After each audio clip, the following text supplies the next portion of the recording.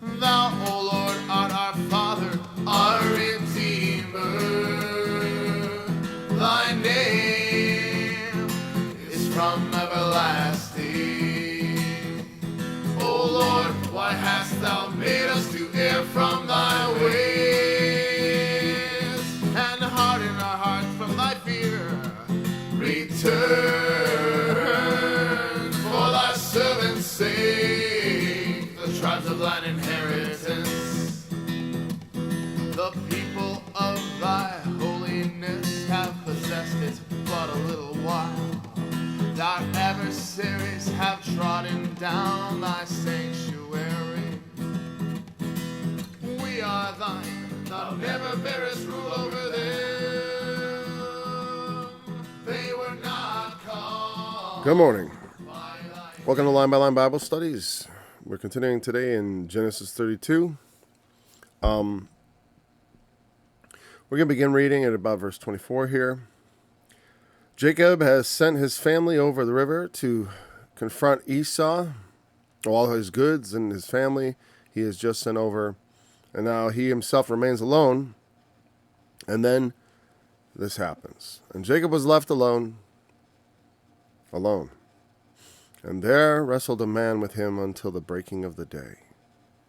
And when he saw that he prevailed not against him, he touched the hollow of his thigh. And the hollow of Jacob's thigh was out of joint, as he wrestled with him. And he said, Let me go, for the day breaketh. And he said, I will not let thee go, except thou bless me.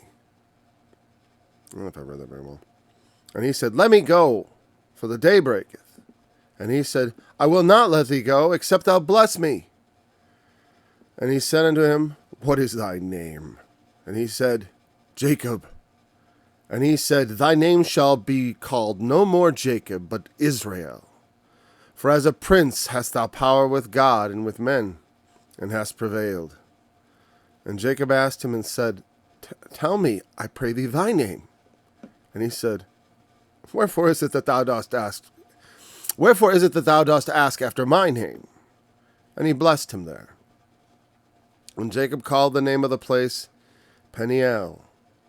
For I have seen God face to face, and my life is preserved. And as he passed over Penuel, the sun rose upon him, and he halted upon his thigh. Therefore the children of Israel eat not of the sinew which shrank, which is upon the hollow of the thigh, unto this day, because he touched the hollow of Jacob's thigh in the sinew that shrank. Even that whole verse right there. You know, that comment. And again, like I said, the original, it doesn't really affect the fact of the original story, but this sounds like a comment that got in from the margins or something. Because it does sound like something that would be written in Babylon, honestly. Because why would Moses say this? Yeah, I mean, this is something that would be said post-Moses, as far as I'm concerned. So I don't know. I'm a little bit. It's whatever. It's so. Because it says unto this day. It's not saying unto the time of Jacob. No, yeah, it's implied also that this goes beyond even. This would go the children of Israel unto this day. It implies a late date. Like I said, I don't think that puts the whole thing in that place. I'm just saying, well, this part. And I think we should continue reading, because we're going to get into 33. And Jacob lifted up his eyes and looked, and behold, Esau came with him 400 men. And he divided the children unto Leah and unto Rachel and unto the two handmaids. And he put the handmaids and their children foremost, and Leah and her children after, and Rachel and Joseph hindermost. And he passed over before them and bowed himself to the ground 7 times until he came near to his brother. And Esau ran to meet him, and embraced him, and fell on his neck, and kissed him, and they wept. And he lifted up his eyes, and saw the women and the children, and said, Who are those with thee? And he said, The children which God hath graciously given thy servant.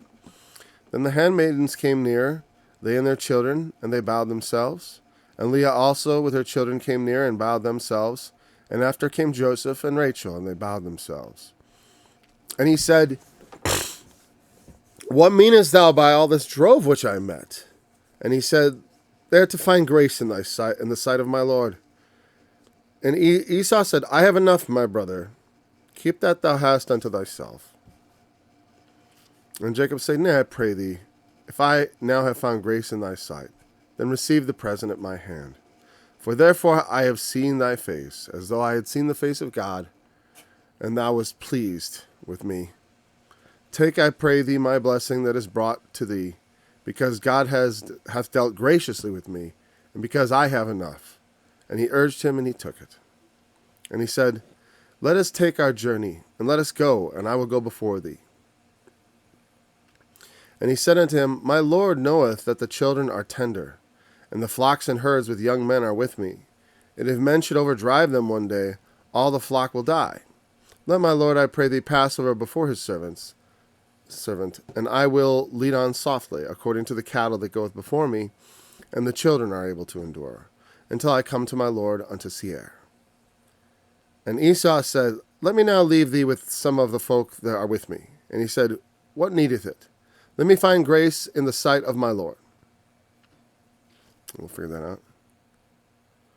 So Esau returned that day on his way to Seir, and Jacob journeyed to Succoth, and built him an house, and made booths for his cattle. Therefore the name of the place is called Succoth. Booths. Tents. And Jacob came to Shalem, a city of Shechem, which is in the land of Canaan, when he came from Padan Aram, and pitched his tent before the city. And he bought a parcel of a field, where he had spread his tent, at the hand of the children of Hamor, Shechem's father, for 100 pieces of money. And he erected there an altar, and called it Eloah Israel. We get to the matter of Dinah. Or Dinah, actually, I don't know. All right, so we left off with the wrestling. You know, I talked a lot about my advocacy for just the very idea. And interesting that God tests him by a wrestling match. You know, because Jacob he's this scrappy character, and God comes down and wrestles with him. And what is the purpose? I don't know. You know, I always think wrestling is to make a man out of someone, or to see what kind of man they are. It's not about winning or losing necessarily. It's about how much of a fight will you put up. Jacob couldn't beat the man who wrestled with him. Like I says, and he says, I have seen God in the face and lived. He believed he was with God. And I believe the same thing. You know, we haven't talked about, is this pre-incarnate Christ or whatever? There's no indication one way or the other, so think of it as you please. Because God, there's but one God, you know, right? When we talk about this ultimately, you know, whether it be, you know, the Holy Spirit took human form and wrestled with him. It would be immaterial on a certain level, as far as to say, to bring Trinitarian things into this is unnecessary. This man, you know, is God in human form, as far as I'm concerned. Just whatever. And what's the most ready example? Of course, the Lord Jesus. Yeah, you know, of course, that's my opinion. That's how I look at it, you know. But when he wrestles with him, he does this. He sets the thigh out of joint. We talked about that, and then he goes off limping after this fight, and was never the same apparently. And also, you know, his descendants, by tradition, would not eat that tenderloin. Then, you know, that's why when you talk about kosher, they talk about the forequarters. I mean, they take the meat off the forequarters, off the, and not the shank from the rear.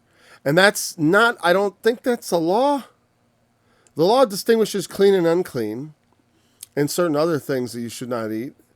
But as far as, you know, to maintain that ceremonial purity, that holiness, that separateness that the children of Israel were supposed to embody. But I forget if it was precisely that, if there was a designated cut on the clean animal, like no rear legs. That may be actually just their own tradition. Part of what makes it that way. They don't eat it off the forequarters, whatever, off the hindquarters, whatever. I don't know. I don't get that deep into the Jewish traditions, or even to that aspect of the law. Though one time I did somewhat. I do not. I remember understanding that kosher meant certain things, and that it didn't quite jive with what I had read, at least in the Old Testament. And it may be more of a rabbinical. They get very specific. The law does not contain, in the Bible doesn't contain, like, tell you what you should do in every single situation you could possibly ever find yourself in. It doesn't offer that level of detail. And so often, that's what the rabbinic commentaries are about.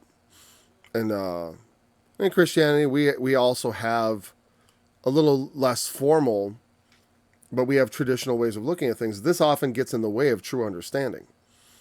And that's one of the things Jesus pointed out about the scribes and Pharisees, that they elevated their traditions above the law of Moses. Because, well, the law of Moses says this, but we say that. We say, well, that's kind of what he said, but it's like this, and that's, I think that affects a lot of things. Like when I talk about eternal torment and stuff, just, you can hardly go to passages that to deal with the subject without people having just completely preconceived ideas that they think are just self-evident. When you read the text, well, this means exactly, this fits perfectly into my tradition.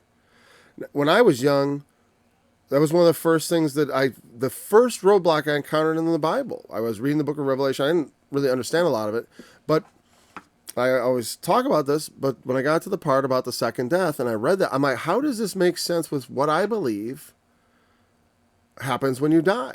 Which was at the time the traditional view of death, that you die and then you find that you haven't really died. Maybe you look around and see your body, I don't know. But I mean, you die and then you immediately are conscious in another existence, the afterlife.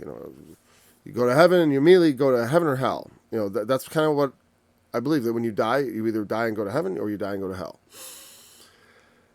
And then I thought, well, how does that make sense? He talks about a resurrection and all that. I remember reading it and it confused me. Now, I don't know how every Christian doesn't get confused when they read the Bible by their own traditions. And whatever, it's just something to be careful about. Now, a tradition about what cut of meat you eat, I see no harm in that at all. There's nothing wrong with that. That's why the Apostle Paul says, when it comes to meats and stuff, people have certain ways and they're perfectly entitled, as long as they are not becoming judgmental of everyone else and being disruptive in the church.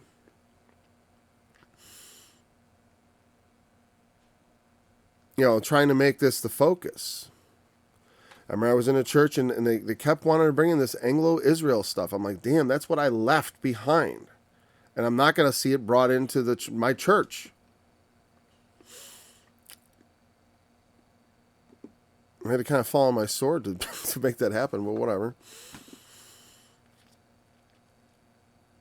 To try to make it happen. So he renames him Israel. For as a prince hast thou power with God. It's kind of confusing because I thought, like I said, I thought there was something that prevail. That's what the name means. That's why he was called God. El is the part of the name that means God, right? El Shaddai, El Shaddai. Yeah, whenever you see El at the end of a name or at the beginning, it's generally, not always, of course, but very often it is because they have appended the name God or a certain form to the end. In Isra meant what? To prevail. I have the thing available, but yeah, we looked at that. And so God prevails, or he prevails with God. I want to see what they said it meant. I can't believe I so quickly. I think the problem is because I never allow the ideas to become fixed. That's intentional. I don't want to have a fixed notion of everything because of some things I do, but sometimes you got to like tell your brain, hey, kick in here, and would you please hammer this one down? Oh, wow. I think because for a long time I kept thinking the prince that prevails with God. But the definition is a little more direct than that, as I recall.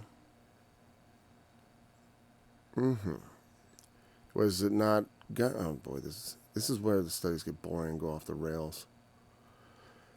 Anyhow, okay, here we go. I got it. The name should be called Jacob, but Israel, for as a prince has power with God. The word, Yisrael, God strives. God strives. Not prevail, but strive. Because, well, that's what they say. God strives. Another name of Jacob. Because he wrestled with him, right? He gets that name, God strives. Or the strivings of God. I don't know. They say God strives. I got to go with what they say since they know better than me. Even though that, I'm like, oh, God strives. God struggles. I struggle with you. I don't know. It's an interesting thought. But, in a sense, you could look at your relationship with God as like a wrestling match. That's definitely something to think about. A friendly one. But because like I wrestle with my children. When I do. Not when they're tiny because we can't. We can, but we pretend. But I mean for real when they're older. It's a real, it's interesting, but you wrestle with them. And sometimes when you're overpowering, you play with it a bit, I put you in a hard situation. Can you find your way out? Can you endure this? Can you endure that? And what can you, how far can you push me? Because it's easy for someone who is overpowered to wrestle with someone who's less and then just use so much strength, right? But it's very good for that one who's getting that treatment. Like wrestling an unsurmountable foe is some of the best practice you can get. My fifth child, fifth son, sixth child. He won a medal at the state tournament, but he's for years practiced. He got there, I think, from having so many hard practice partners that just would crush him until they weren't crushing him anymore. He was enduring it until when they get tired, he can beat them, And then when he goes up against guys that are more of his size and strength and all that, he found he could beat most of them, Anyways, but, so we often go through things in life that feel too hard. I know this for a fact. I go through things and I go, in like a wrestling match, I feel like I'm being tossed around. And I could look at it as like, oh, the world, the sea and the waves are tossing me around and I can't, or I can regard it as the tussling of the Lord. Because I know through faith that all things are working together for good for me. So however rough this seems, I'm not getting beat up. The Lord is just testing me in the good sense. I mean? Like, say, how can you, here, you're going to have to, if you're going to stand against the devil, you're going to have to have some experience standing against things that are much stronger than you. Enduring things that are stronger than you. And the Lord will put things in our paths. And He doesn't tempt us by any means, but He will suffer us to be tempted. Again, when we talk about the distinction between temptation to evil and the testing that evil brings, meaning evil things can happen to me. Like, I can have a flat tire. It's evil. In the sense my tire went flat. That's not good, right? And I could be in the rain. I could be in a terrible situation, right? On the side of the road in the rain with poor visibility, and I got a flat tire. On the far side of a hill. Perfect, right? Real dangerous and real miserable. And when I survive it, I may find that I've gained fruit, especially if I endure it patiently. And so Jacob, he wrestles all night. He doesn't give up until he, gets the blessing. So he gives him a new name. And it's the name that their nation would be named after. God strives.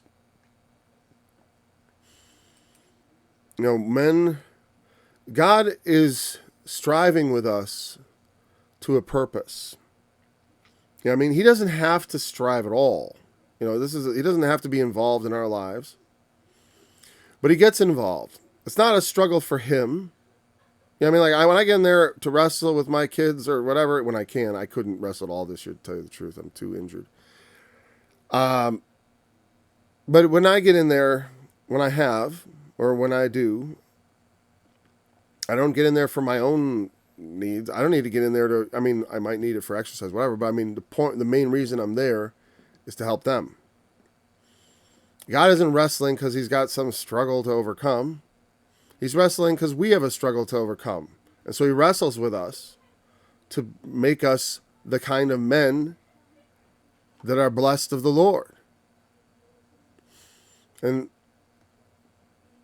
so, that's what I think on our behalf that this can mean to us. To understand that, we wrestle not against flesh and blood, but against principalities and powers. I'm not saying we're wrestling against God. Because Jacob was wrestling with God. God wrestling with him to, like I said, to test him. In a good sense, in a positive sense of testing, which we all must be tested. We all are tested to make us better. It's what happens.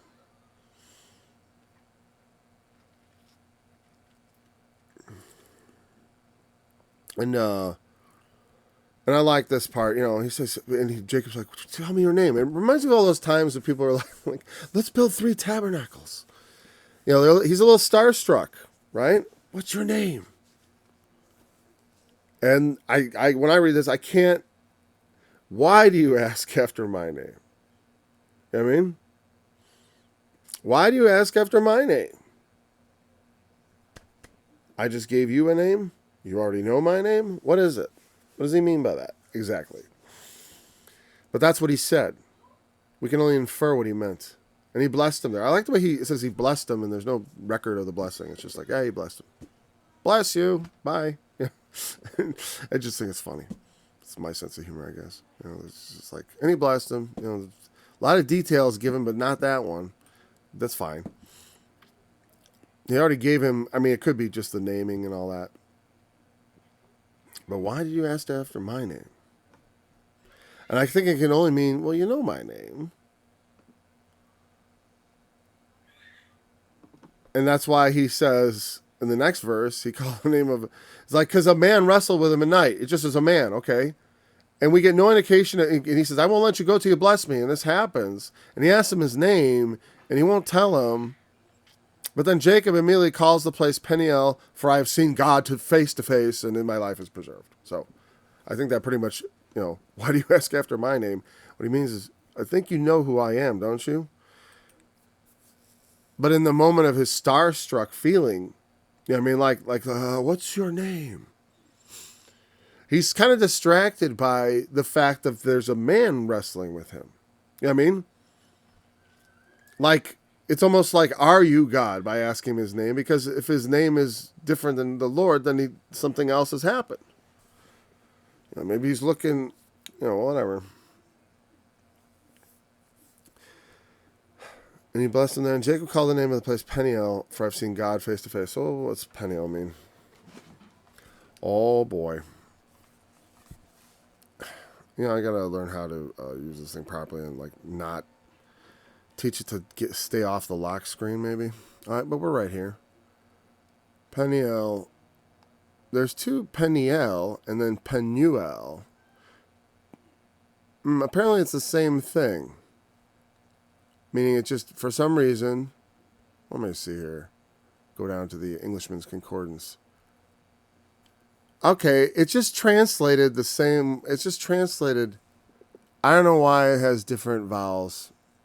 It's just being transliterated differently. From Panem and El, face of God. Okay, Panem El. It just means you call the name of the place face of God. For I have seen God face to face. I have seen the face of God. Just as I say, people always say if you see God, you would die. And that's why he says, my life is preserved. People expected that if they'd seen God, they would die. And in truth, that has always been true, I believe, that they're not wrong. That if you were to see God in his fullness, I mean, to truly see God, if the human were to encounter the divine in that intimate way, to truly, to see God the way he sees us, so to speak, it would probably burn out our eyes or something. I don't know. It would be, the sense is that man could not survive the encounter. And truly, because the point where the Bible talks about people facing God, it's the great white throne. There's a great white throne, and he that sat on from whose face the heaven and earth fled away, and the dead stand before him and face God. And the end of the encounter is death. The second death, the death you do not come back from. No coming back.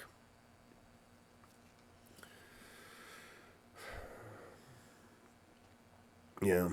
So, when you see God face to face, they had a proper idea of this would be a fearful thing to come face to face with God. And they had this humility to understand, Jacob, no one preached the gospel to him, but he does a pretty good job preaching it to himself, doesn't he? When he says, I am not worthy of the least of your mercies and of thy truth. He understands this. Like God later says, I didn't pick you because you were the greatest people ever.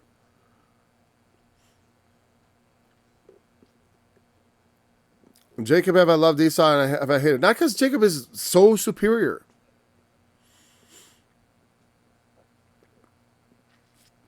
But that God's love was placed on him. There have been other people, I suppose, having the same, gifts and so on and so forth. What makes one individual really different from another? I mean, it's kind of a fundamental question. But to God, who shows mercy on the unrighteous. Because what makes us differ from one another? I don't know, how richly we deserve it. How about that? Just how richly do we deserve our wages? For the wages of sin is death. The gift of God is eternal life through Jesus Christ our Lord. So when he faces God and lives, that's like when we come to the throne of grace. We're not come to the mountain that burns with fire, and we're certainly not going to that white throne. I don't want any part of that, except stand behind it, perhaps. But I don't want to be facing God in that context. We want to face God in the context of mercy and forgiveness, which is in this intimate context of also, I have to face God in the testing. And I should face him. And know that all the things that I suffer, when I have the peace of God and I know that I do what's right and I speak the truth, that gives me great peace in the midst of any kind of suffering, because I can know for certain that I suffer this because of the Lord, for the sake of righteousness, not for anything that I've done. Because everything I did was in the past, and the Lord has wiped it away. And that I like when I can feel that way. I can face the truth of what I'm being put through. God strives. He strives on my behalf for my good. All things work together. They wrestle together for good. Because our true wrestling match is not against God, but against the principalities and powers of this world.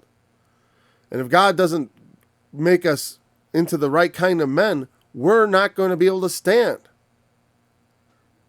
Having our loins girded about with truth, and having on the breastplate of righteousness, the helmet of salvation, the sword of the Spirit, and all such things. We won't have it.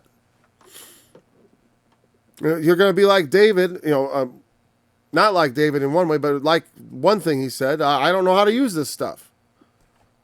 I don't know how to use this sword and this shield and stuff. I have faith. I haven't practiced faith other than, I thought it was just you checked off a box or something. As he passed over the Penuel, the sun rose. I like the imagery. As he, this it really slows down here. To the breaking of day, the sun is rising on him, and he's limping over Penuel, the face of God. And therefore they eat not the sinew. We address that.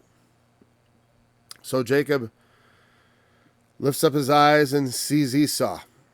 And with him those 400 men, man. And that is frightening. And I still, while we see the temperament with which Esau greets Jacob, I think what I would say is that Jacob, at the very least, genuinely moved him. Maybe he assuaged a lot of, because, after 20 years, it's hard for anger to hang on. Especially because Esau says, I have enough. Esau isn't destitute, or he's all right. And he's never been, Esau, it's funny that the Lord hates him, because it's like in some ways you say, well, it's like I said, it reminds me of Saul, because it's just just a little bit off on priorities. Because on some level you could say hey, he doesn't care about material things, blessings, but blessing isn't really a material thing. He likes to go out and hunt and just be at one with nature. And, he doesn't have a lot of complicated desires. Food and women and whatever, whatever. He's very simple in that way. And I never try to justify, don't. It's a mistake. Because it's easy to look at Jacob and pick out positive things and say, well, here's why God loves him. He put the love of God was on him, and he became that way. If God hadn't interceded in my life, I've heard this pointed out to me by unbelievers, and I think it's funny because I don't know what they think they're saying. They say, if you lived in another country and it wasn't Christian, you wouldn't be a Christian. I'm like, no kidding. No kidding. Oh, well, you put your finger on it. That's so insightful. Sorry, I don't usually mock them like that, but I'll do it here. Come on. Yeah, I've no kidding. Oh, you mean if I hadn't? Yeah, because it makes me who I am. I'm shaped by the gospel from my youth. Are you kidding me? I am a creature of Christ. He molded me. Men certainly didn't. So religion is all men trying to control people. Good luck controlling me. No one has ever successfully done that. Nobody. Except nobody. I was going to give my wife credit. No. The Lord even strives. I feel for Jacob in my own way. I understand. Sometimes there's just no quit. And that can be a good thing and a bad thing. Right? People who don't know when to quit. Sometimes you should quit, but sometimes it's good when people don't know when to quit. Because when everyone else quit, you kept going. And you got to where no one else could go.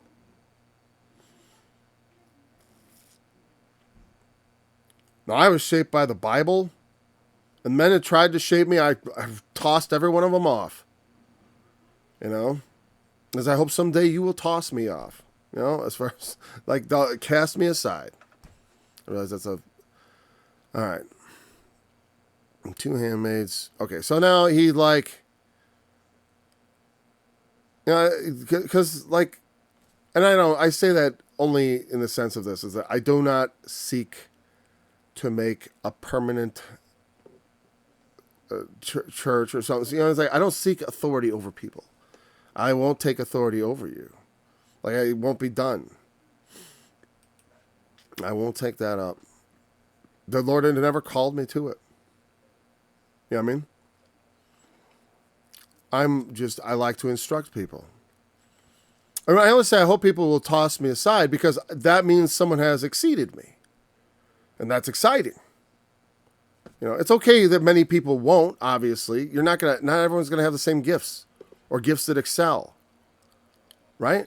So, but we all go along as best we can looking to Christ. And that's why I keep pointing to, you know what I mean? But like at some point, there are going to be people with exceedingly great gifts. And I would never want to hold them under, like I felt like was done to me. Yeah. Well, what I would say is it's very hard for me to find places where there was room for me. And whatever. Does that sound arrogant? I don't know. Prideful? I don't know. I don't care. There are some places where I found place, right? So Esau's coming. The children, he divided the children unto Leah and unto Rachel, to the two handmaids. So he divides them all up like this. Puts the handmaids first, just in case, their children foremost, Leah, and, he puts them in rank basically of his favoritism. But, and also of, it makes sense in a sense, because it's like his favorites are at the back. I don't think there's also like the potential that if Esau cuts it up violent here, the ones that have the best to escape are at the back. Leah and then Rachel. And his most beloved, there we go. And so, but he himself goes first, of course, and bowed himself to the ground 7 times. As he's coming, he's bowing the whole way. He wants to, and he knows when he was last here, Esau wanted to kill him. He's been away for 20 years. He's come back bearing gifts and showing a lot of respect. In some ways, like I said, I sympathize with what Pastor Murray used to say when he found this was a bit much. I think it's a bit much too. But then again, it's never stated what Esau's intentions were. It's hard to imagine that they were actually what turned out from the beginning. But because in 20 years he may have just not thought about it. After Jacob left, he went back to life. He took a new wife from her. He tried to marry girls that were more pleasing to his parents. He loved his parents. He was like most people. The heathen love each other just like the Christians do. It's not like this strange thing. There's that's one of the things they talk about in the New Testament. Jesus himself actually. If you just love those that love you, how are you better than the heathen? The people who don't know God. How are you better? If you just love those that love you, you gotta love those that hate you. Then, and like I said, I think part of loving those that hate you is what that says in the law. You gotta tell them, and it's a burden. I tell you, when you consider the way, everyone knows about the shooting that occurred, right? And who committed it, and probably why they committed it. And how a lot of people are really angry because people want to make laws and I think this is a law you should have. You can't do this to children. And so, certainly not without some, I don't think it should be done in any case, of course. But adults, for the hardness of their hearts, you suffer them to do things that they shouldn't. In the hope that they would, having gone down, you deliver them to Satan. Perhaps they will learn not to blaspheme. Perhaps they will learn, that, because I've seen cases. A lot of times these were people who were manipulated as children into doing these things and then very unhappy, So it's, anyways, but when you, a lot of people, when confronted with this madness, become silent, even though they disagree. And in that way, they hate both those who do those things and everyone else around them. Because when we don't speak up for the truth and we let lies and evil flourish, what happens is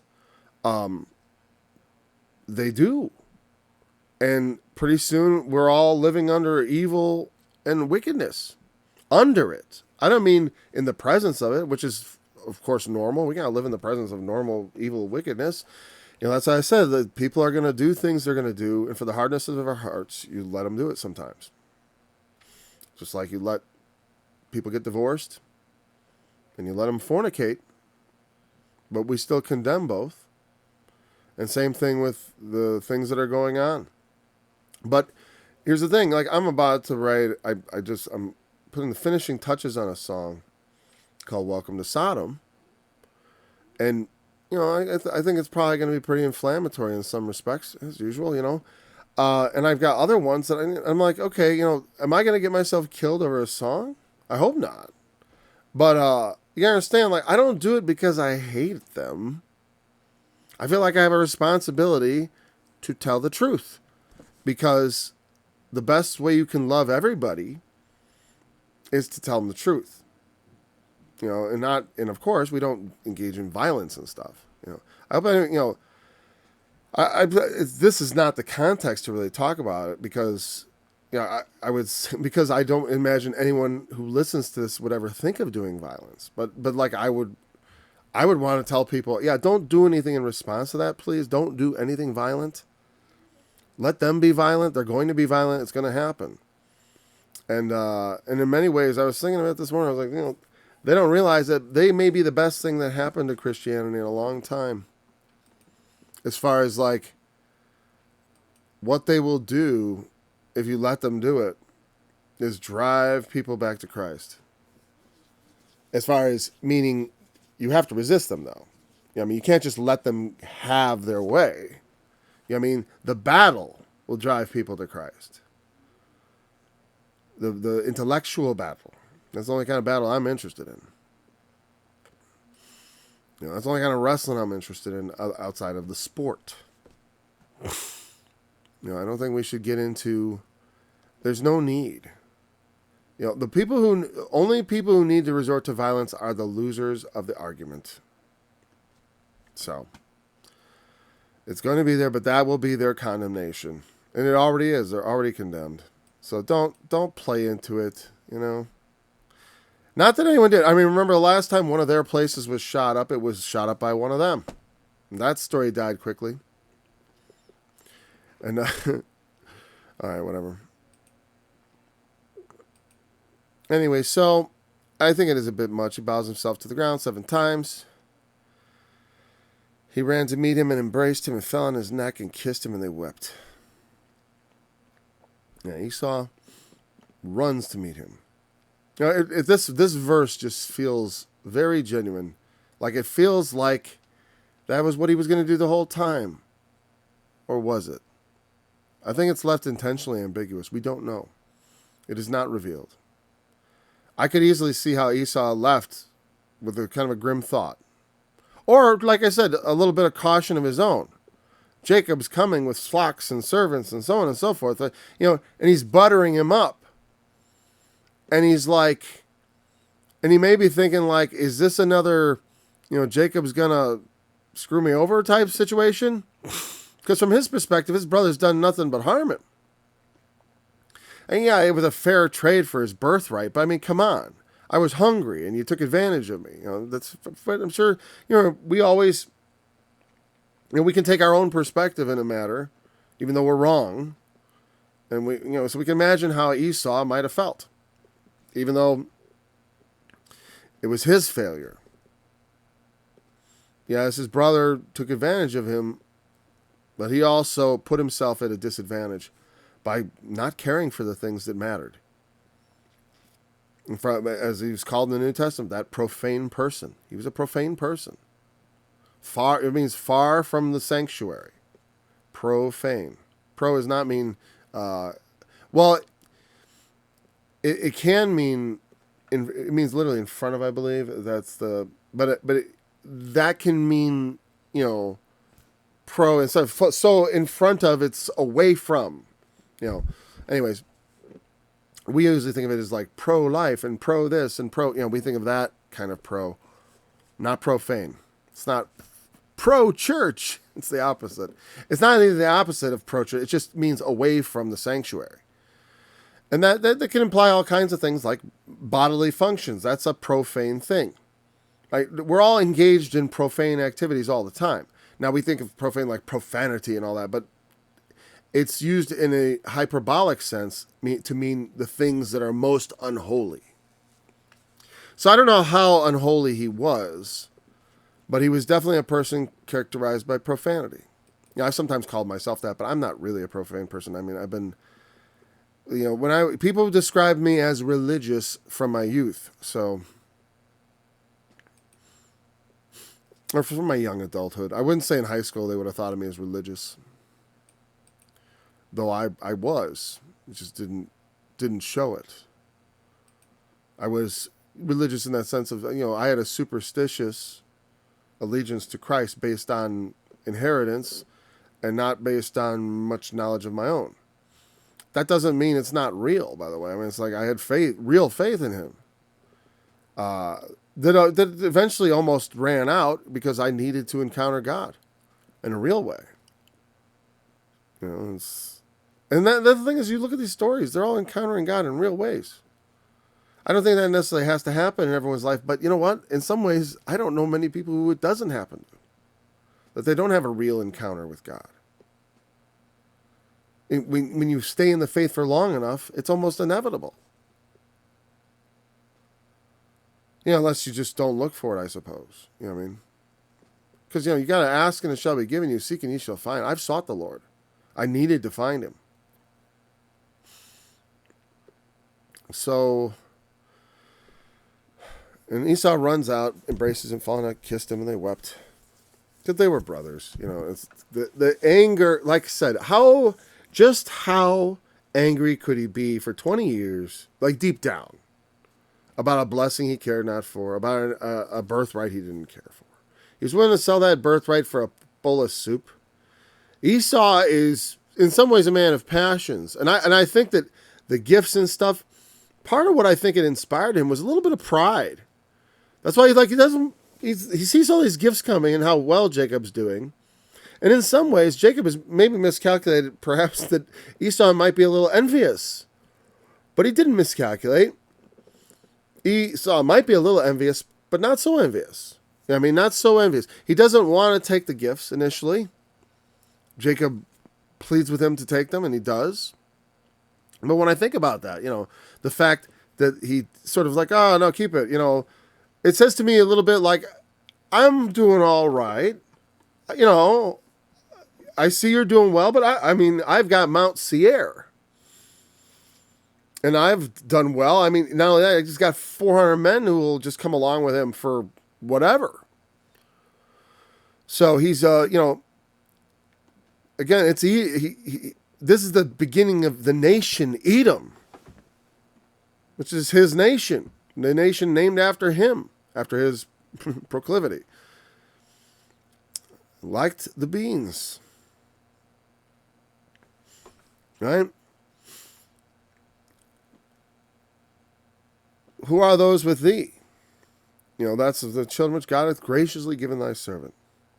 He butters Esau every time, thy servant, my Lord, thy servant, again, considering he ripped the guy's birthright off and, and again, fair trade, I guess, it's like, wasn't exactly, if my kids, like if one of my older kids, now they were twins though, and they were both adults when this happened, so, but if it was my kids, and one of them tried to give the other a trade for something, like they saw one got something valuable and they wanted to trade it for something almost worthless, an uneven trade like that, I would stop them from making it. because I would say, you don't deal with your brother like that. But again, they're adults, and I don't know, there's this interesting divide. Until we get to Jacob, there's always division. Abraham's children are divided between those of the one of Sarah and all the other ones. They're divided. They're not them, just Isaac. And out of Isaac, Jacob have I loved, Esau have I hated. They just have the two. But one is rejected, one is chosen. And then the 12 patriarchs, and there's a lot of tussling between them, but they stick together and become one nation. And then eventually split apart into two nations. But that's two nation states. It's not really the tribes. That's another thing I think that gets confused. Is like, the idea that the tribes remain perfectly segregated. Like what I'm saying is the DNA of all the tribes is among the Jews. Those who were lost of the lost tribes, well, many of them perished, and some of them returned, and some never returned. Yes, and they got lost among the heathen, and were as heathen ever after, and only they may have returned through Christianity, but like the idea that they wholesale are just the white people, I just don't believe. That's just ridiculous. You know why? Because we existed, because we already existed. You know what I mean? There wasn't time for the Jews to become the Nordic races and stuff like that. That's craziness, because there were people there. There were settlements. There were nations.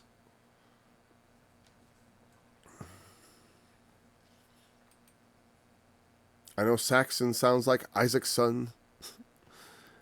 And even maybe, I guess. I don't know. There's similar names. But it doesn't mean what they want it to mean. Nor can it. And the gospel isn't preached that way. The gospel isn't preached like, oh, let's all become Jews again. And the Gentiles don't have to live as Jews. Just like some baseline reject paganism. That's basically what it came down to. Don't drink blood. And don't eat things sacrificed to idols. Even though Paul put like, as long as you don't do it as a pagan. As long as you understand that it's nothing, and that the demons are nothing, and there's no demonic meat. I mean, if you're drinking blood while you're saluting the devil and eating meat off of the idol of Isis's fingertips, engaging in some sort of paganistic practice. If you just bought some steak down at the butcher's shop and it might have come from the temple, don't worry about it. Don't worry about it. That's what he said. And also abstain from fornication, because that's what those dirty heathen always do. They're just fornicators. Those are the three things: fornication, drinking blood, and idolatry, essentially. Engaging in idolatrous practices with food.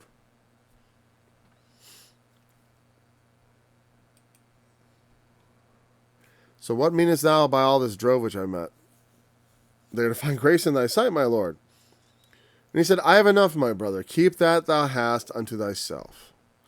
See, there's a little bit of like, I'm all right here.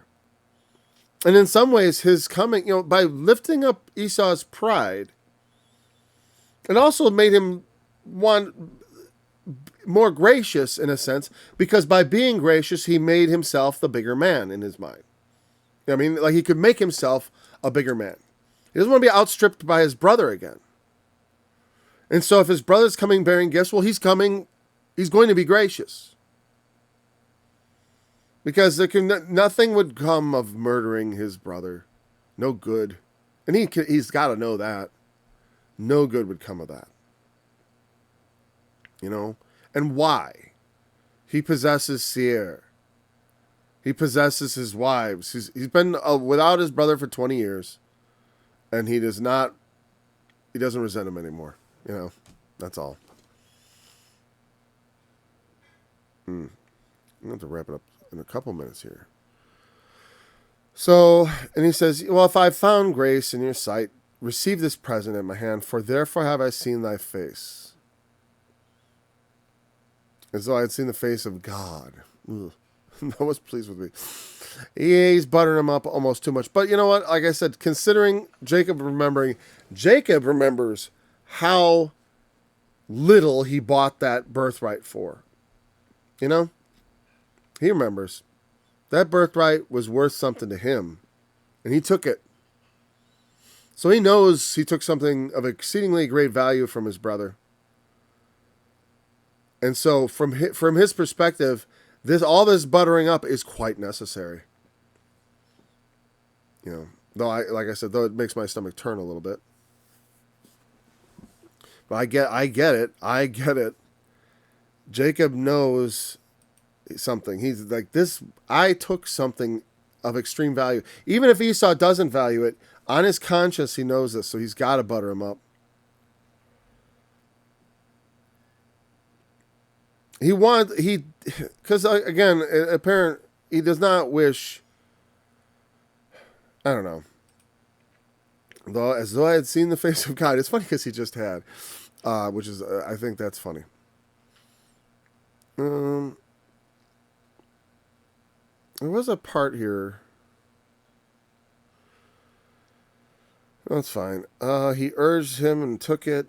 The wives come and bow and introduce, whatever. I pray thee, blessing is brought to thee because God hath dealt gracious with me, because I have enough. And he urged him and he took it. And so he allowed him to give him the gift. And by initially refusing it also, he was able to save some face. Not to be like, I need it. It's like he took the gift at the urging. And I don't think it's all like fake or anything. I think there's genuine affection. Like I said, despite the animosity, he did two little things that really burned him up. But again, did he really value either of them?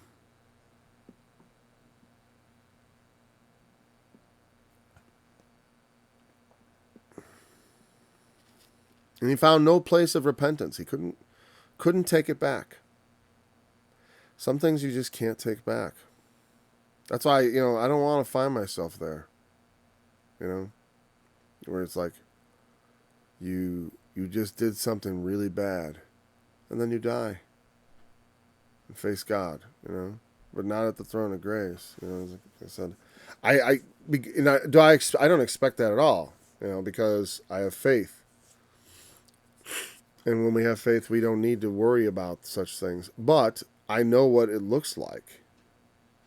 You see examples of it in the Bible. Ananias and Sapphira. Why do you think they were struck dead? People argue, they're still saved. Whatever. They never were. They never believed any. They were in it for status or something. I don't know. But like when God does that to you, I don't know. I don't know what to think. I was like, well, I'll see you at the white throne, I guess. I don't know, or whatever. I'll see you at the throne of grace, God willing, I want the Lord to be merciful. Not every death, when we die, it doesn't necessarily mean bad, even if, but I'm saying like there are some times that are evidence of the rejection of a reprobate nature. It's a revelation of that. If I were to die suddenly, it would just be, that's the end of my life. I wouldn't expect it to be some sort of repudiation of me because I've endured in the faith.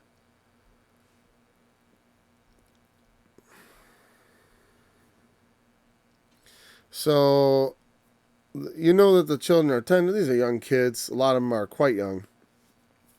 And the flocks and herds are with me. I've got, some issues here for traveling quickly.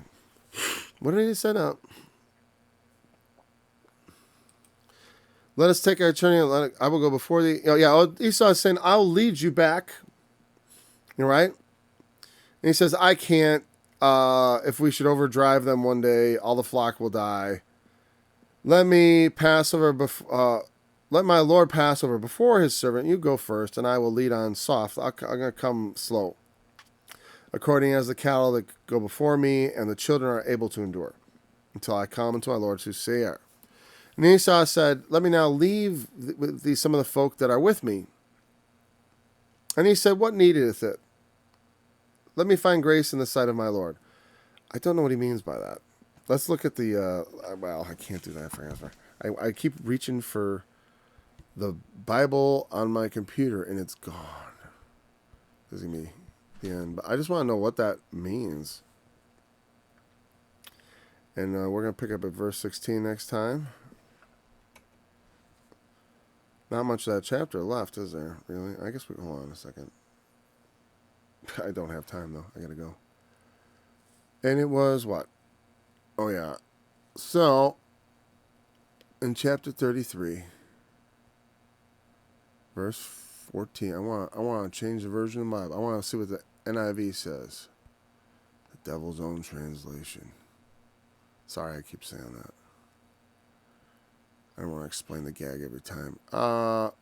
Why do that? Jacob asked. Just let me find favor in the eyes of the Lord. Yeah, why do you have to do that? That's what it sounds like. Do you need to? You know, I don't need any men. I've got men. And, is it something, I don't know. Is it because Esau wants to spy on his brother? Is it because there's some, it seems like Jacob is still trying to keep a little bit of separation there. Yeah, I literally have to go immediately, so I have no time to go on to finish these verses. But we'll be basically starting chapter 34 next time, and we'll talk about these verses, but it'll be officially verse 16. So thank you for joining me. We'll look forward to being back again tomorrow. Until then. Thou, O Lord, art our Father, our Redeemer. Thy name is from everlasting. O Lord, why hast thou made us to err from thy ways, and harden our hearts from thy fear? Return for thy servant's sake, the tribes of thine inheritance. The people of thy holiness have possessed it but a little while. Thy adversaries have trodden down